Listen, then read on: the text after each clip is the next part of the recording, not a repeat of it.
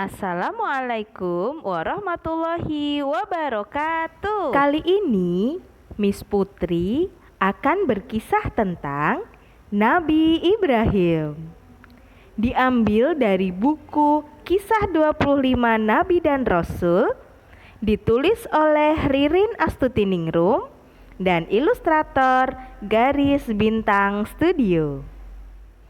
Sebelum kita mulai, baca basmalah dulu yuk teman-teman. Bismillahirrahmanirrahim. Nabi Ibrahim alaihissalam lahir di Babilonia, sekarang wilayah Irak. Ayahnya bernama Azar, yang bekerja sebagai pembuat berhala. Kala itu, Babilonia dipimpin oleh seorang raja yang zalim bernama Namrud bin Falih. Ia dan rakyatnya menyembah berhala. Nabi Ibrahim resah melihat perilaku kaumnya. Kaumnya menyembah berhala yang tidak dapat berbuat apa-apa. Suatu hari, Nabi Ibrahim bertanya, "Mengapa kalian menyembah patung berhala?" "Karena inilah agama bapak-bapak kami," jawab kaumnya.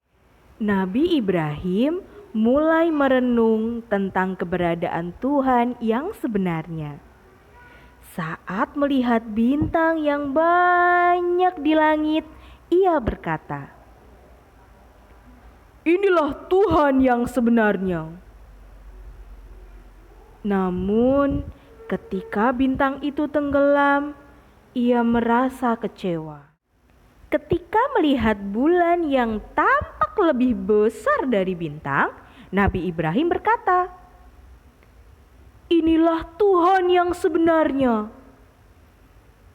Namun, ketika bulan hilang di pagi hari, ia kembali merasa kecewa. Saat matahari terbit, ia merasa senang.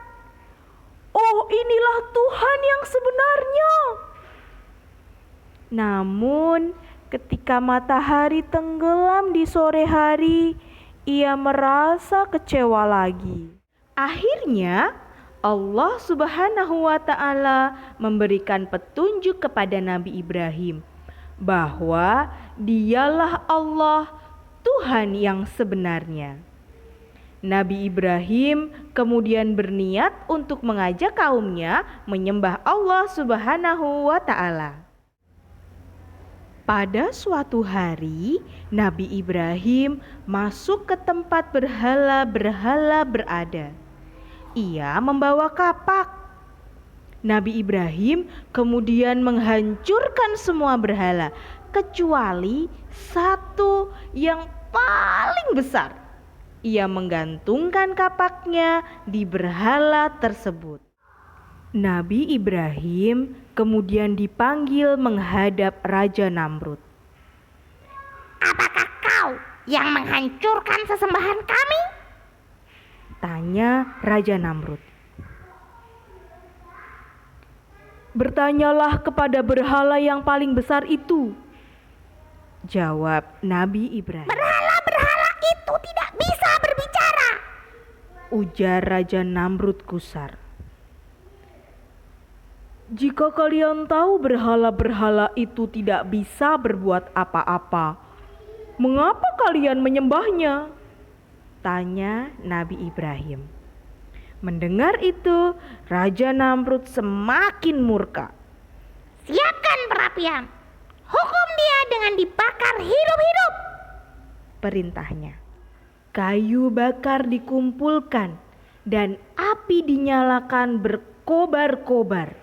Nabi Ibrahim didudukkan pada alat pelontar bernama manjanik. Ketika manjanik dilentingkan, tubuh Nabi Ibrahim melayang di udara menuju kobaran api. "Hasbunallah wa ni'mal wakil. Cukuplah Allah menjadi penolong bagi kami, dan Ia sebaik-baik pelindung," ucap Nabi Ibrahim ketika tubuhnya hendak masuk ke dalam api. Meskipun tubuhnya masuk ke dalam api, Nabi Ibrahim tidak merasakan panas. Allah Subhanahu wa Ta'ala memerintahkan kepada api agar menjadi dingin. Allah berfirman, "Wahai api, jadilah kamu dingin dan penyelamat bagi Ibrahim." Nabi Ibrahim berada di dalam api selama berhari-hari. Setiap kali api mulai surut, prajurit Namrud segera menambahkan kayu bakar sehingga api kembali berkobar. Namun, dengan izin Allah, Nabi Ibrahim selamat. Ia keluar dari api dalam keadaan segar bugar. Hanya tali pengikat tubuhnya saja yang terbakar. Semakin hari, Raja Namrud yang zalim semakin menekan Nabi Ibrahim dan hendak mencelakainya.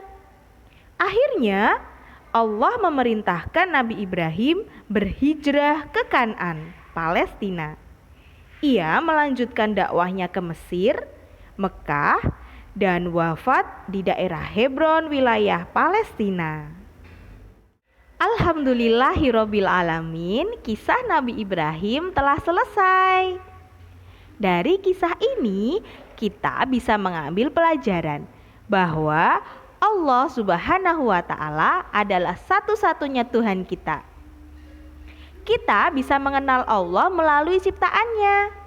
Siapa yang tahu apa saja ya ciptaan Allah itu? Tunggu ya cerita dari teman-teman. Wassalamualaikum warahmatullahi wabarakatuh.